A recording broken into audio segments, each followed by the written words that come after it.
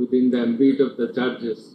জুলাই জুড়ে হত্যাযজ্ঞ চালাতে কি করেছিলেন শেখ হাসিনা তা যখন ট্রাইব্যুনালে তুলে ধরেন চিফ প্রসিকিউটর, তখন এজলাসে পিন পতন নীরবতা। দেশের ইতিহাসে প্রথমবারের মতো সরাসরি সম্প্রচার হওয়া এই বিচার হয়তো দিল্লিতে বসে দেখছিলেন সাবেক প্রধানমন্ত্রী। শুরুতে আওয়ামী লীগের দুঃশাসন, ফ্যাসিবাদী হয়ে ওঠার প্রেক্ষাপট তুলে ধরেন চিফ প্রসিকিউটর। 13টি ভলিউমে 8,500 পৃষ্ঠার অভিযোগপত্র তুলে ধরা হয় গুম, খুন ও নির্যাতনের বর্ণনা। 135 পৃষ্ঠার আনুষ্ঠানিক অভিযোগে বলা হয় অপরাধের নিউক্লিয়াস এবং অপরাধীদের প্রাণভ্রমরা ছিলেন Sheikh Hasina. Gang of four হিসেবে ওবায়দুল কাদের, আসাদুজ্জামান খান কামাল, সালমান এফ রহমান ও আনিসুল হকের নাম আদালতে তুলে ধরেন তাজুল ইসলাম।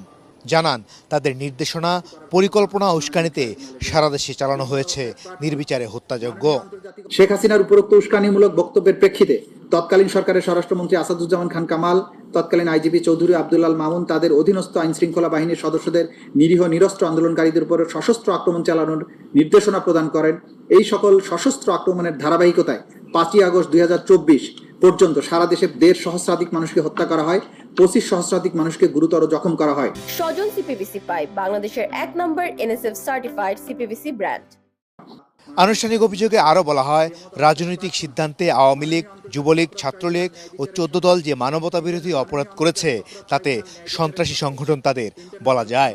যেহেতু আওয়ামী লীগ, যুবলীগ, ছাত্রলীগ সহ তাদের অঙ্গ সংগঠন এবং 14 দলীয় জোট রাজনৈতিক সিদ্ধান্ত নিয়ে নিরীহ নিরস্ত্র ছাত্র জনতার উপরে যে মানবতাবিরোধী অপরাধ সংগঠন করেছে তাদেরকে ক্রিমিনাল অর্গানাইজেশন বা অপরাধী সংগঠন হিসেবে গণ্য করার শামিল।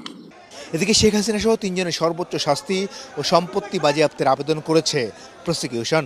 শেখ হাসিনা ও আসাদুজ্জামান খান কামালের বিরুদ্ধে নতুন করে গ্রেপ্তারি পরোয়ানা জারি করেন ট্রাইব্যুনাল। বিচারের মাধ্যমে একটা সমাজে শান্তি এবং স্থিতিশীলতা প্রতিষ্ঠিত হয়।